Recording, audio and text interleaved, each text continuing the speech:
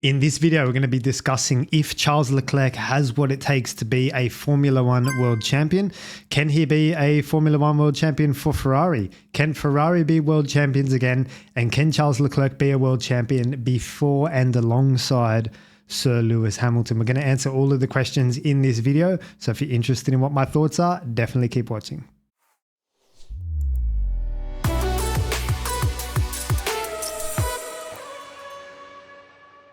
Welcome back to the channel, guys. My name is Martin, as always, and I'm a specialist technical coach and mentor for open formula drivers. Now, look, I'm going to start this video as I do all of the other ones. I'm not taking sides here. I'm not a fan of a particular team or affiliated with any driver. Just here to give you an objective view of the way I see it, the areas Charles might need to improve, and what he's currently doing really well if he wants to become, obviously, a Formula One world champion. Now, look, the context for this video is of the 26 pole positions that Charles had, he's only converted 5 into race victories. So 5 in 26, that's less than 1/5. That's less than 20% of the time, which means 80% of the time, if he takes pole position, he will not win that race. That's a massively alarming statistic, guys. And again, that forms the context for the video. We need to look into some of those reasons where those races are getting lost and why the conversion has not been there. Now, he's picked up 2 other wins, not from pole, Monza this year and Austria in 2022, where he qualified 2nd. So, guys, there's 2 things here that are always at play in order to be a good, quick, competitive racing driver and go for a world championship. Number one, on one side of the fence, you've got the lap time. That's your sword. That's going to be what you're going to fight with. You are going to fight with your lap time. And you need the lap time because you need something to fight with. Charles has this, and he has this in spades. Then on the other side is the conversion. How do you convert that lap time into a race win? And that's your strategy, your concentration, your attention span, your starts, your attack, your defense, your racecraft, your restarts, your tire management, your fuel management. Are you good in street circuits? Are you good in wet weather? Are you good under pressure? All of those things are what's feeding into the conversion. So Charles has the lap time. I'm not sure he has the conversion, given he's only converted 18% of his pole positions into wins. That's certainly an area that he's going to need to improve if he wants to become a world champion. So let's talk about the reasons why Charles can be a world champion and can fight for a world championship. Well, like we said before, he's got the lap time, okay? So what does that mean? That means he's got the feel for the car. He's got the natural talent. He can feel the grip, he can extract the performance, he is at the limit of braking, the limit of cornering, the limit of acceleration. We don't need to tell Charles how to drive fast. We don't need to tell him what setup direction to go in. He has that natural, innate ability to feel the grip of the car and feel the road surface. So that's a big tick, and that's one of the reasons why he can fight for the championship. Again, you need that. You need that lap time. That's your sword. That is what you're going to go fighting with and go into battle with. Number 2, he's a great guy. He's an absolutely nice person. I'm yet to hear someone say or speak badly of Charles. Everyone says he's such a nice person. He's easy to get along with. He's easy to work with. Very nice character. And obviously that plays a part as well. You're in a team environment. You are a driver surrounded by 1,000 or more people. Being a nice person is very important. The third reason why Charles can win a world championship is that Ferrari build quick cars. Guys, I've said previously, over the past 5-10 years, Ferrari have built some really good cars. 2019 was a quick car. 2022, Charles took a few wins there and could have and should have fought for the championship. We've heard Jock Clear mention this in a podcast recently. And the car this year, okay, it's not the best car, but he's taken 2 wins. Carlos took a win or 2 as well. So the car's not too bad. It's always there or thereabouts, and it just needs someone to drag it into where it needs to be. And we saw Fernando do that really well in 2010 and 2012. So this championship in the car, it just needs to be extracted in the right way. Now, the fourth and final reason why Charles can win a world championship is that there's been glimpses of hope, glimpses of greatness, glimpses of excellence throughout his career. The first one that comes to mind is the 2024, this year, Monza Italian Grand Prix. He pitted on lap 15 and he got those hard tires all the way to the end and still in good condition, still knocking out great lap times, even when those around him who were on different cars, different strategies, 2-stop strategies, or Carlos, who pitted significantly later than Charles, they all struggled with tire wear, and Charles didn't, and he executed a great 1-stop strategy and an excellent final stint on those hard tires. That's a glimpse of greatness. That's a glimpse of excellence. To be able to look after the left front tire in the way he did, bring that car home and bring those points home is exactly the sort of conversion and the qualities that we're looking for in a world champion. And then you got Monza 2019, obviously a fantastic defensive drive to defend off Hamilton and Bottas, both of whom were coming at him and attacking him in faster cars.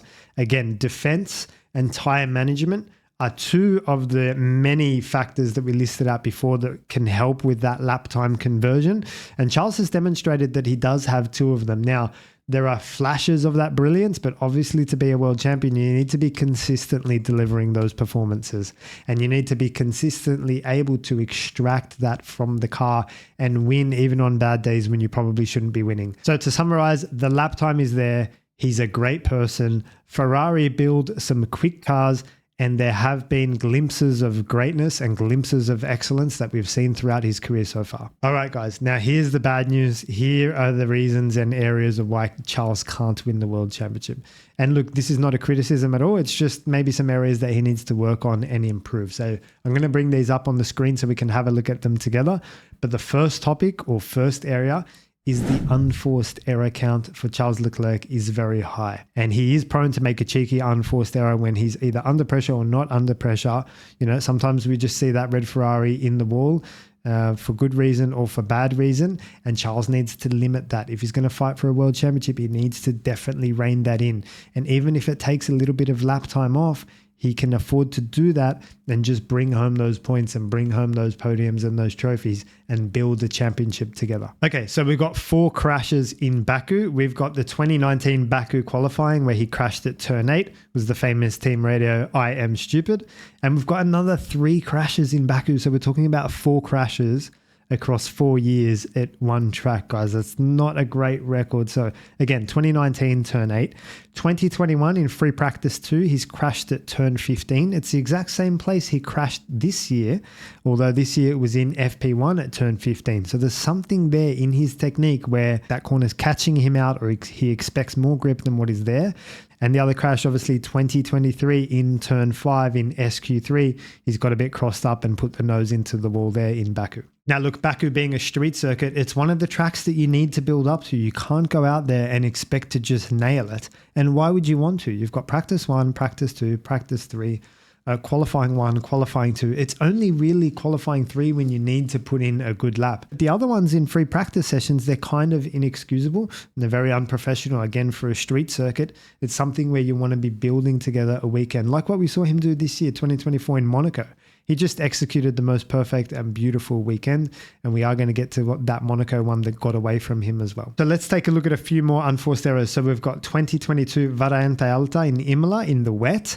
And guys, whenever you're driving in the wet, going across chicanes and curbs, it's a big no-no to touch the curbs in the wet because they're painted. And wet paint is slippery, guys. So what Charles has done is gone over this curb massively, Variante Alta, and the car's weight has just been thrown around. When the car's landed, it's landed really poorly, and he's ended up facing the wrong way and in the wall in 2022 Imola. Again, it's just like throwing points away, like it's just very unprofessional. It's something he'll have to clean up and totally cut out of his game. And it's a mindset thing, guys. I think he needs to focus on completion and go into the races thinking, I need to be on the podium at the end of this race. I need to just complete and bring home those points and let someone else just make those mistakes. We need to talk about 2022 Paul Ricard. Obviously, he was on an old set of mediums at that time, but he knew they were old. So it's not like anything sort of caught him out by surprise there. And it was in a decreasing radius corner, crucially. So we're just going to jot that down because I'm going to refer back to it when we talk about more unforced errors. So decreasing radius corner, obviously where you're braking and downshifting at the same time and the corner gets tighter. And Charles has lost the rear on entry here and just slid the car into the wall. And out of the lead, guys, again, that's 25 points that's just been thrown away. So like we said before, he needs to really cut that out and focus on just building championships and building championship campaigns right from the outset. The other one on my list is 2023 Q3 Miami. Again, another decreasing radius corner. And again, where he's climbed over the curbs and it's just unsettled the car. Here, he's just come over this curb and he's lost the rear and slid off. Again, another decreasing radius corner in Miami in qualifying when he's pushing. Again, just needs to rein that in a little bit. Just pull it in, keep it tidy, keep it clean, and play the percentages, play the consistency. Get that car on the front row of the grid and try to have a good race on Sunday. Also in 2023, we've seen a lockup in Vegas at turn 12. Now this can happen. Obviously, Vegas is like the braking zones there are so specific and so particular, and he was on the hard tire at the time and the track has no grip. But we actually saw him do this previously in the simulator on a race together, and he's just locked up there at turn 12. He's done exactly the same thing. As you're turning just slightly through that curvature and you're braking and turning at the same time, it's very easy to lock up that unloaded left front inside tire, and he's lost the position there in Vegas. It's the total opposite, for example, of being on a soft tire in Imola on a sunny day. That's really a different situation to a night race in Vegas when it's cold on the hard tire. Do you know what I mean? So the common sense has to be there. And like I said, because Charles is present and he's immersed in just feeling the car and pushing on and doing a good job in terms of lap time, there's not that extra bandwidth and there's not that extra capacity to say, actually, this is risky conditions here. I need to just do a good job and bring the car home. Okay, so with the unforced errors out of the way, let's start to talk about racecraft. So let's first define what is racecraft, because a lot of people get this wrong. And when I'm teaching my drivers and I ask them, what does racecraft mean to you? They come up with all sorts of creative answers. Racecraft is your attack and your defense, and it is nothing more. It is only attack and defense. It is attacking in the right way at the right time, taking the right opportunities and using the right attacking technique. And crucially, where I really see some really poor racecraft is defense, defending in the right way, covering the inside, braking to the right moment, making sure that if they're going to pass you, they're going to go the long way around. It's risky for them because it's the long way around, like I said, and there's less grip out there. So attack and defense, two massive skills and massive areas that you need to work on. Does Charles have this? I think he definitely could improve in a few areas in terms of racecraft. Let's take a look at a few examples now. So as we bring them up on the screen together, you'll see that we've got Imola 2022, the start in Vegas 2023, Austria 2019, and 21 Austria as well. And the bottom one, the last one there, that's the only time I've seen some not so great attack from Charles. Austria 2019, of the second heavy braking zone, I think it's turn 2 or 3. Charles pulls to the racing line. Max says, thank you very much. I'll go up the inside. And then they do bump wheels. So it kind of looks like Charles tried to defend it, but there was absolutely no defense at all from Charles here. You just need to cover off Max in this situation, pull to the inside, get as far to the inside as you can until Max commits and decides to the outside. And when he does that, you're in control of the corner because you're saying, no, you're not turning into this corner, Max, before I turn into this corner. And I say when we turn into this corner, and it's you after me. Thank you very much, sir. So there was none of that. Again, I have no idea what's going through their heads. And in this particular case, they're fighting for the lead, guys. So not a good sign from Charles there. Let's talk about starts for a minute, because I thought Charles took a beautiful pole position in 2023 Vegas, but off the line, similar to what we've seen Lando do this year, there's absolutely no intention to defend the lead against Max Verstappen off the line. You've got Charles sitting on pole position, Max sitting next to him, and if Charles gets a bad start, then he just lets Max go alongside. What I'm expecting these drivers to do, and my expectation in terms of defending your position off the line, is angle your car across at the other driver and get to the inside as quickly as possible. You want to trade pole position, which is useless, for track position and the inside in order to keep your P1. And the inside is so much more valuable than pole position, guys. I'd rather be P2 and up the inside than P1 and on the outside. Now, don't forget, pole position is always on the racing line, which is on the outside. You need to get to the inside as quickly as possible. And like we said before, force Max around the outside. Ask him the question, are you going to outbrake me on cold tires around the outside of a long corner at turn 1 at night in Vegas? Like, it's quite a big ask. So I didn't see any of that from Charles. I'm expecting, and I need to see this moving forward in order to protect and defend his position, get to the apex first, and control and manage the corner thereafter. Fourth and finally, in 2019, we saw Charles attacking twice around the outside of Checo Perez in Austria. He tried to go around the outside down the bottom of the hill there, I think it's turn 4, and subsequently turn 5 as well. Exactly what I've just been speaking about. It's so hard to drive around the outside, and we have to say good defense by Checo Perez in this case. But in 2019, Charles is trying to attack around the outside. It just doesn't work in terms of probability. It's just a low percentage play around long corners there where you're just not going to have enough grip. time, and the person in front who's controlling the corner, controlling the apex, can just run you out of road at any time. And so that's why I'd recommend covering and pulling to the inside and not attacking around the outside as well. When you're attacking, the same rules apply. You need to go for the inside. You need to find a way and find a gap and get up to the inside, because that's where you can control the corner from that position. So by Charles attacking around the outside, it looks very low quality. It looks like very desperate. And it looks like that he's not seriously committed to getting to the inside, which is totally different technique. So to summarize, I think there needs to be a little bit of work and a little bit of driver coaching there when it comes to attack and defense. I'd like to see Charles pull to the inside when he's under attack. And when he's attacking, I'd like to see him not commit to the outside. If you're going to go to the outside, just don't commit. Just stay behind, happy days, and just wait for that opportunity. When the guy in front of you has left a car's width up the inside, bang, you're going to sneak down the inside. So that's Charles's racecraft and unforced errors covered. We need to start to talk about Ferrari. Can Ferrari get to a world championship level? Are they at a world championship level? What do they need to do to get there? So we've heard Leclerc mention that when Ferrari gets to Charles's level, then they'll win a world championship. I'm not 100% sure I agree with that, because as we've just discussed, Charles's level includes a bunch of unforced errors and not the world's best racecraft. So if Ferrari getting to that level is considered a good level, I still don't think they're going to be world champions. Ferrari need to get to that level, and then both of them need to move forward. So let's talk about Ferrari and the racing operations. Now, I have to be totally honest with you guys, Ferrari's race operations and race management has been terrible pretty much since the Michael Schumacher days, since the Ross Brawn days. We've heard some really silly, clumsy, unprofessional radio calls from Charles's old race engineer, his new race engineer, and Carlos's race engineer as well. So I might just add that the guys and girls building these red cars in Italy, in Maranello, are actually doing a fantastic job. Ferrari have released some really good cars recently over the past decade. The cars are not too bad. The racing operations team, who are there to run, manage, set up, execute, and extract performance from that car, have been absolutely terrible, particularly as it pertains to the race engineering team. Those guys need to do a lot more work. They need to bring in some specialist technical driver coaches and mentors to straighten out the goals and objectives for every session and discuss strategy in the right way as well. So let's bring up our list together and have a look at some of Ferrari's mistakes over the last couple of years. So we've got 2022, the Monaco pit stop drama. They were getting undercut by Checo Perez.